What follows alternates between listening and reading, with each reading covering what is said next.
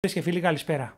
Στα χέρια μου έχω το ολοκένουργιο OnePlus 6 TAF, μια συσκευή η οποία κυκλοφόρησε επίσημα εχθές 6 Νοεμβρίου του 2018, παρουσιάστηκε στα τέλη Οκτωβρίου, μια συσκευή η οποία βγαίνει σε 3 εκδόσεις ουσιαστικά και σε 2 χρωματισμούς προς το παρόν.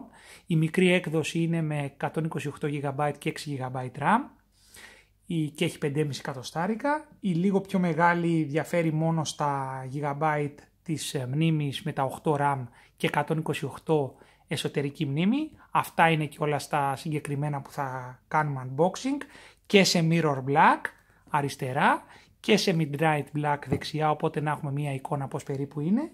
Και τέλος βγαίνει και μία έκδοση, η μεγάλη έκδοση. Αυτή βέβαια που σας είπα η προηγούμενη κάνει 580 ευρώ και η τελευταία έκδοση είναι μεγάλη που βγαίνει μόνο σε midnight black προς το παρόν, δηλαδή σε matte μαύρο, και είναι στα 256 GB, 8 GB RAM και τιμή 629 ευρώ. Πάμε λίγο να ανοίξουμε, μιας και δεν το είχα δοκιμάσει τις προηγούμενες φορές, τον προκάτοχο στο 6, το γυαλιστερό μαύρο, να δούμε πώς περίπου είναι η όψη του. Σε σχέση με τον προκάτοχο διαφέρει αρκετά στο design, μιας και έχει λεπτύνει συσκευή και έχει μεγαλώσει η οθόνη, είναι 6,41 inches AMOLED. Κατά τα άλλα έχει παραμείνει περίπου το ίδιο, έχει φύγει το notch από πάνω το πιο μεγάλο, θα το δούμε, και έχει μπει μία σταγονίτσα και έχει φύγει το δαχτυλικό αποτύπωμα στο πίσω μέρος και έχει μεταφερθεί μέσα στην οθόνη. Να πω παιδιά ότι όσοι επιλέξουν να πάρουν αυτή την έκδοση, το Mirror Black, δεν εμφανίζεται πουθενά στο κουτί πόσα GB είναι και πόσα RAM GB έχει η εσωτερική μνήμη, μιας και το μόνο που φαίνεται είναι εδώ 128 GB. Μιας όμως που σας λέω ότι κυκλοφορεί και σε 6 GB RAM, ενώ αυτό είναι 8, ο μόνος τρόπος που μπορεί κανείς να το διαπιστώσει είναι μέσω αυτού εδώ του barcode, σκανάροντάς το και κάνοντας μια αναζήτηση βγάζει το μοντέλο το σωστό. Οπότε αν κάποιος αγοράσει μια σφραγισμένη συσκευή, εξωτερικά δεν μπορεί να διακρίνει πουθενά εάν είναι 6 ή 8 GB, μιλάμε πάντα για το γυαλιστερό μαύρο. Λοιπόν, ας ανοίξουμε λοιπόν τη συσκευασία, να δούμε τι έχει να παρουσιάσει φέτος η εταιρεία. Λοιπόν, εδώ είναι παιδιά το κινητό, δείχνει ήδη ότι υπάρχει ο αισθητήρας του δαχτυλικού αποτυπώματος στο κάτω μέρος της οθόνης και όχι στο πίσω μέρος. Για να βγάλω λίγο τη ζελατίνα, γυαλιστερό μαύρο, πάρα πολύ ωραίο.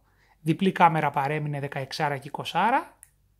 Ας το αφήσω λίγο στην άκρη να δούμε τι άλλο έχει η συσκευασία. Αγγλική συσκευή δική μου, άρα περιμένω και αγγλικό φορτιστή, ναι.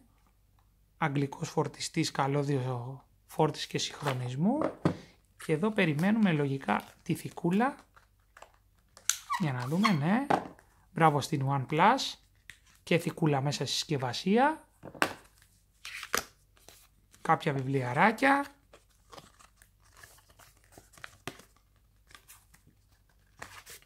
Και το σιδεράκι της αφαίρεσης των καρτών SIM. Πάμε λίγο να τα αφήσουμε στην άκρη αυτά, πήρα μόνο το σιδεράκι και να πάρω τη συσκευή στα χέρια μου. Να βγάλω εδώ τον αισθητήρα, τη ζελατίνα του αισθητήρα, για να δω, φοράει ζελατίνα. Ναι παιδιά, φοράει εργοστασιακή ζελατίνα ακόμα και πάρα πολύ καλό, δηλαδή έχουμε και ζελατίνα εργοστασιακή. Εδώ βλέπετε το notch έχει γίνει σταγόνα και θικούλα στη συσκευασία. Πολύ ωραίο το γυαλιστερό μαύρο, διπλή κάμερα. Για να έχετε μία εικόνα παιδιά με το μέγεθος της συσκευής, να σας δείξω λίγο τον έτερο Κινέζο που αυτό το διάστημα έχει έτσι μονοπολίσει να πω την αγορά και θετικά και αρνητικά. Δεν είναι άλλο από το Mate 20 Pro, μία συσκευή αμφιλεγόμενη, μιας και πλέον τα προβλήματα με την οθόνη είναι στους περισσότερους πλέον έχουν κάνει την εμφάνισή τους με τις πρασινίλες. Βλέπετε όμως ότι είναι μια συσκευή περίπου ίδια σε ύψος και λίγο πιο λεπτό είναι το Mate 20 Pro. Γενικά είναι μια συσκευή που μοιάζει αρκετά, είναι όμως πιο πλατή το Mate, το OnePlus, αλλά σαν όψη δεν θα έλεγα ότι μοιάζουν λόγω του κουρμπαριστού της οθόνης, πιο πολύ φέρνει στο S9 Plus το Mate, αλλά Σαν μέγεθος δεν έχουν τεράστιες διαφορές θα έλεγα. Ας τα αφήσουμε στην άκρη το Mate 20 Pro. Πάμε λίγο να δούμε τι έχει από θύρες. Εδώ είναι τα ηχεία, το κάτω μέρος των ηχείων, η συσκευή είναι μονοφωνική. Type-C, εδώ είναι μια αδυναμία που θα θέλαμε λίγο κάποια στιγμή να το δούμε στερεοφωνικό το κινητό. Με στερεοφωνικά ηχεία. Volume down, volume up. Εδώ είναι το πορτάκι, ας το βγάλουμε λίγο, για τις κάρτες SIM. Δίκαρτη συσκευή, 2 nano SIM παιδιά παίρνει. Άρα δεν έχουμε επέκταση μνήμης, άρα επιλέγει ο καθένας τι θέλει από χωρητικότητα. Το notch όπως σας είπα έχει μικρή, έχει γίνει σαν σταγόνα, πάμε να τον μπουτάρουμε. Και εδώ από εδώ μεριά παιδιά, από τη δεξιά μεριά της συσκευής, να σας πω ότι είναι το διακοπτάκι για τη εισήγαση και να το έχεις κανονικά και σε εισήγαση.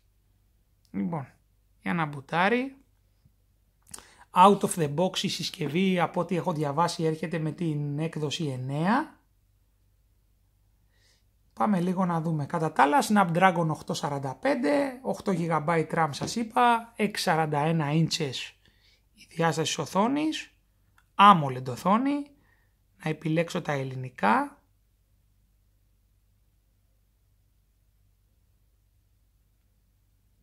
Και να μπούμε γρήγορα στο βασικό μενού. Παράληψη.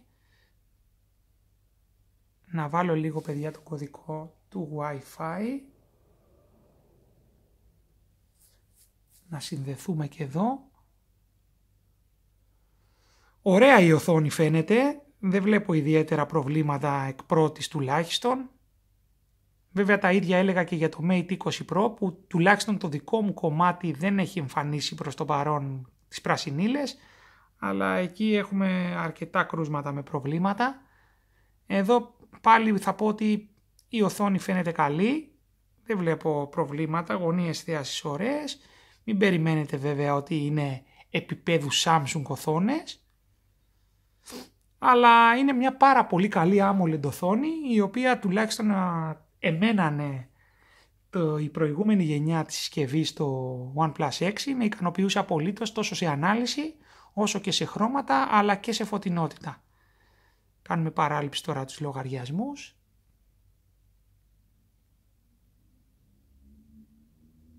Εδώ είναι για να χρησιμοποιήσουμε τα δεδομένα προσώπου, για να ξεκλειδώνει με το πρόσωπο, δεν θα το κάνουμε τώρα. Το δαχτυλικό αποτύπωμα πάλι δεν θα το κάνουμε τώρα, κάτω από την οθόνη που είναι. Αυτά θα τα δοκιμάσουμε στην πορεία. Εδώ είναι για κάποιες συντομεύσεις. Αυτή είναι πάρα πολύ χρήσιμη 2 φορές για αφύπνιση, κάμερα κτλ. Βαθμονόμηση οθόνης. Εδώ είμαστε παιδιά, μπήκαμε μέσα για να δούμε. Κατευθείαν έβγαλε ότι υπάρχει ενημέρωση του συστήματος. Πάμε λίγο να δούμε στις ρυθμίσεις της συσκευής. Προβολή. Λοιπόν, να το βάλω full. Πολύ καλή φωτεινότητα. Δεν βλέπω διχρωμίες. Να κόψω λίγο την περιστροφή. Δεν βλέπω παιδιά προβλήματα στις γωνίες θέασης, τουλάχιστον εγώ. Ωραία η οθόνη, ας μειώσω λίγο τη φωτεινότητα για να περνάει και στο βίντεο καθαρά.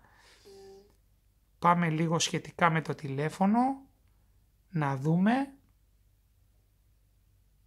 τι έχουμε εδώ πέρα. Οι 2 κάρτες SIM, Oxygen 902 η δικιά μου η έκδοση, 8 GB 128, εσωτερική μνήμη και έχει πάρει ήδη την αναβάθμιση για να δούμε τι θα βγάλει εδώ. Η 905, 160 GB, δεν θα την κάνω την εγκατάσταση ακόμα για να δω λίγο πώς λειτουργεί χωρίς την αναβάθμιση για να καταλάβω κιόλας τι διόρθωσε. Πάμε λίγο, έχει διορθώσει η OnePlus 2 βασικά πράγματα. Το ένα είναι εκτός από το δακτυλικό που σας είπα που το βάλε στο κάτω μέρος της οθόνης. Έχει προσθέσει αυτό εδώ πέρα στην κάμερα το mode της νύχτας, το οποίο πραγματικά έχει πάρα πολύ ωραία αποτελέσματα, τουλάχιστον από τα δείγματα που έχω δει. Θα το δοκιμάσουμε και αυτό. Και το άλλο που έχει βελτιώσει στη συσκευή και στην ταχύτητά της είναι τις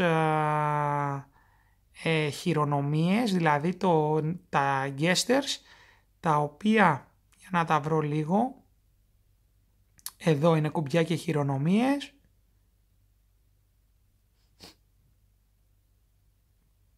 Εδώ είμαστε με τις χειρονομίες πλοήγης, φεύγει τελείως από κάτω τα soft buttons. Σου δείχνει εδώ με ποιο τρόπο λειτουργούν και όλες οι συντομεύσεις. Τουλάχιστον εγώ στο 6 ήμουν απολύτως ευχαριστημένος με αυτή τη λειτουργία. Εδώ η εμπειρία χρήσης από ό,τι λένε έχει βελτιωθεί αισθητά. Θα το δοκιμάσουμε, δεν περιμένω να δω από αυτή τη συσκευή lag. Ήδη τα πρώτα που βλέπω είναι πολύ ωραία τα animation. Κάτι που στο Mate 20 Pro να πω παιδιά ότι είναι αποκρουστικό. Όταν λειτουργήσει έτσι τη συσκευή έχει πολύ lag. Εδώ τα πράγματα τουλάχιστον με τον προκάτοχο ήταν καλά. Από ό,τι βλέπω και με αυτό δεν παρατηρώ κοψίματα και animation προβληματικά. Θα δοκιμαστεί μια πάρα πολύ ωραία συσκευή, έτσι για να έχετε μια εικόνα. Να ανοίξω και το άλλο, το Midnight Black. Να δείτε λίγο και εκεί μια σε σχέση με το γυαλιστερό μαύρο. Το matte μαύρο. Ίδια συσκευή ουσιαστικά, 128 και αυτό είναι 8 GB RAM. Διαφέρει μόνο το πίσω μέρος της συσκευής. Ναι, εδώ έχουμε matte, αριστερά έχουμε το γυαλιστερό. Εντάξει, αυτά είναι θέμα γούστου, η ποιότητα δεν αλλάζει, εκτίμηση του καθενός είναι τι θα αγοράσει.